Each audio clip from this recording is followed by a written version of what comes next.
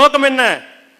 இறைநிலை அடைய வேண்டும், இறைவனுடைய அருளை பெற வேண்டும். அதுக்கு தான் வந்திருக்குது ஒரு வர்க்கம், ஞானிகள் வர்க்கம். எங்களை பிடிச்சிக்க, எங்களை கெட்டியா பிடிச்சிக்கப்பா. எங்களுடைய ஐயா காலையில பூஜை எல்லாம் கலந்துக்கிட்டீங்களா? முதல் பாட்டு என்ன எழுதியிருக்காங்க? திருவடி ஞானம் சிவமாக்கு விக்கும், திருவடி ஞானம் சிவலோகம் சேர்க்கும், திருவடி ஞானம் சிறைமலை மீட்கும், திருவடி ஞானமே தின் சித்தி முத்தியே. திருவடி திருவடி திருவடி திருவடி ஏன் சொல்றாங்க? அடுத்து படிக்கிறீங்களே, ஓ மகத்தியர் திருவடிகள் போற்றி, ஓ மகப்பை சித்த திருவடிகள் போற்றின்னு. ஏன் திருவடியை பிடிச்சிக்க, ஏன் திருவடியை பிடிச்சிக்கன்னு 131 மகான்கள் சொல்றாங்கல்ல, அதை உன்னிப்பா கவனிக்கணும். அதை தான் உன்னிப்பா கவனிக்கணும். ஓம் சுப்பிரமணிய திருவடிகள் போற்றி, ஓ மகத்தியர் திருவடிகள் போற்றி ஏன் சொல்லிட்டு இருக்காங்க?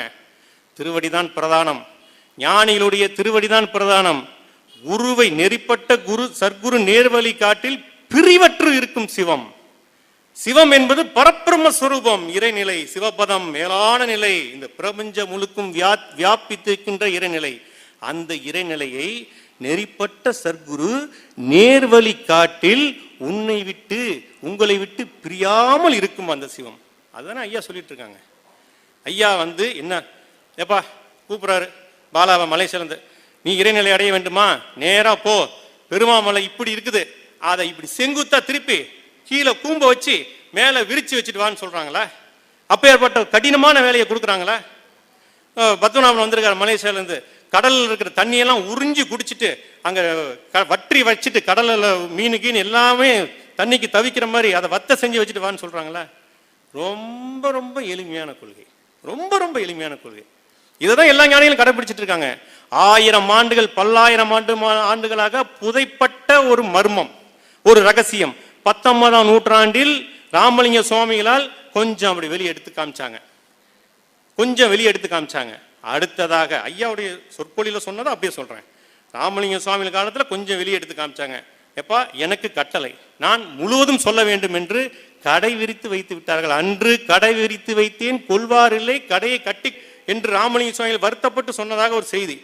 ஆனால் இப்போது அப்படி இல்லை, கடையை விரித்து வைத்திருக்கிறார்கள், விடமாட்டார்கள், விடவே மாட்டார்கள். நாம் திருந்தும் வரை, நாம் அந்த கொள்கைகளை பிடித்து முன்னேறும் வரை ஓங்கார குடிலாசான் நம்மளை விடவே மாட்டார்கள். உங்களை அடிப்பணிய வைப்பார்கள், பயமுறுத்துவார்கள், உணவு கொடுத்து அன்பு காட்டுவார்கள். எப்படியாவது இந்த கொள்கையை பிடிச்சிக்கப்பா, இந்த கொள்கையை பிடிச்சிக்கப்பா, அதுக்கு தான் நான் வந்திருக்கேன், அதுக்கு தான் நான் வந்திருக்கேன்னு சொல்லிட்டு தாய் அன்போடு அரை எண் 105 இறைநிலையில் ஐயா அவர்கள் இருந்து கொண்டு இருக்கின்றார்கள். ஓங்கார குடிலாசான் கொல்லினும் நல்ல குருவை கொல்லுக, மத்தலலா பள்ளிலா இல்ல, மத்தலாம் பள்ளிக்கூடத்து வருதுல அந்தலா. கொல்லினும் நல்ல குருவினை கொல்லுக, உள்ள பொருள் உடல் ஆவி ஈக, எல்லத்தனையும் இடைவிடாது நின்று தெள்ளி அறிய சிவப்பதம் தானே. கொல்லுவ, ஏற்றுக்கொள்ளுப்பா. ஒரு குருவை ஏற்றுக்கொள்ளு. ஏற்றுக்கொள்ளினும் நல்ல குருவை, தரமான குருவை.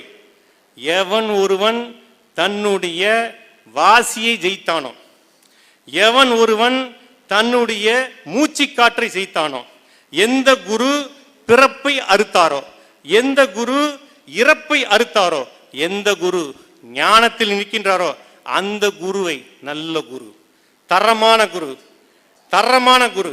மதம் கொண்ட யானை போல் மக்களுக்கு மக்களுக்கு தர்மம் தர்மம் தர்மம் என்று வார் இறைக்கின்றார்களோ அவர் நல்ல குரு, அவர் நல்ல குரு.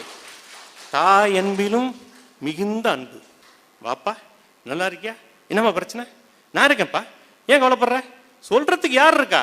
நல்ல குரு. சுயநலம் ஒரு கடுகளவு, ஒரு திணை அளவு, ஒரு எல்லளவாத சுயநலம் இருக்கின்றதா?